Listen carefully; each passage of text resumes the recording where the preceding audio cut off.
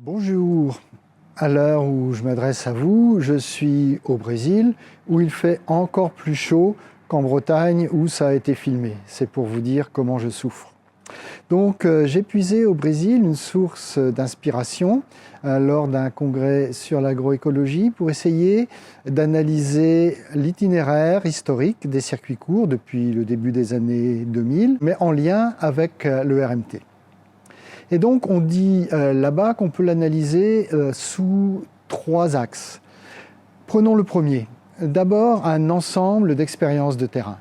Ça a été un peu une des vocations à la naissance du RMT. On a vu surgir au début des années 2000 tout un tas d'expériences, de projets, d'expérimentations avec la naissance des AMAP, des nouveaux magasins de producteurs qui naissaient un petit peu partout et pas seulement dans le sud de la France, habitués à l'alimentation locale.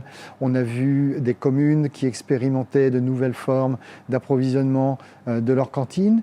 Et tout ça était vraiment d'une dynamique extraordinaire. C'était une pleine effervescence, mais ça pouvait sembler un petit peu brouillon. On se demandait ce que ça pouvait devenir.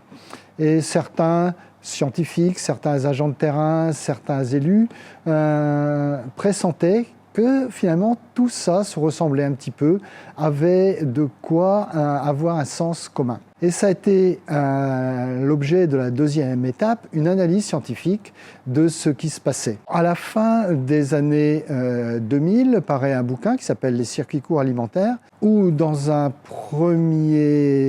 première partie sont proposées des expériences de terrain et leurs analyses, des pratiques particulières, et dans une deuxième partie, des analyses scientifiques de ce qui se passe sur le terrain. Bon, il se trouve que je coordonne cet ouvrage et que la préface est faite par une certaine Yuna Chifolo à partir d'une réalité différente entre la Bretagne et le Languedoc.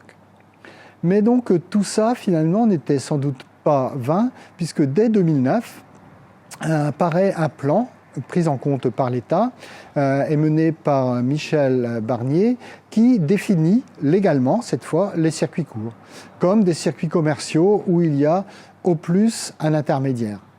Mais ça laisse de côté bien des questions, comme les impacts écologiques que peuvent avoir ces circuits, comme les impacts sur la justice sociale, face à l'alimentation, sur la logistique, sur l'avenir de ces circuits. Et là, il faut en débattre. Et c'est le troisième temps, le troisième axe d'analyse, l'alimentation locale et les circuits courts comme un mouvement social, ou peut-être plus exactement, des mouvements sociaux. Le RMT qui a été créé en 2015, donc fort d'une observation de terrain qui datait déjà de pas mal d'années, fort des premières analyses scientifiques, se donne aussi pour mission d'informer la société, d'informer les mouvements sociaux de ce qu'il se passe.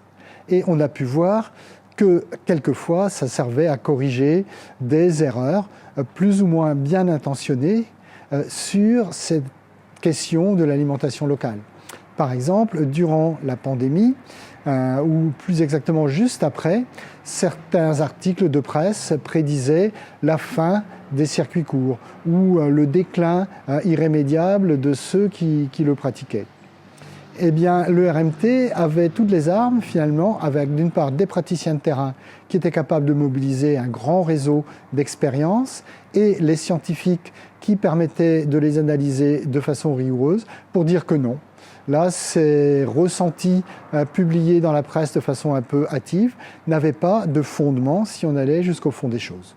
Il me reste à souhaiter pour le RMT de continuer sur cette voie, alors pour les 10 ans, les 100 ans qui viennent, c'est-à-dire de continuer à être un petit peu un pavillon où viendront se loger les expériences de terrain, un détecteur de nouveautés, de nouvelles initiatives qui se passent sur le terrain. Secondo, un lieu où tout ce qui se passe sur le terrain est analysé de façon contradictoire et de façon rigoureuse par ceux dont c'est le métier, mais partagé avec les praticiens.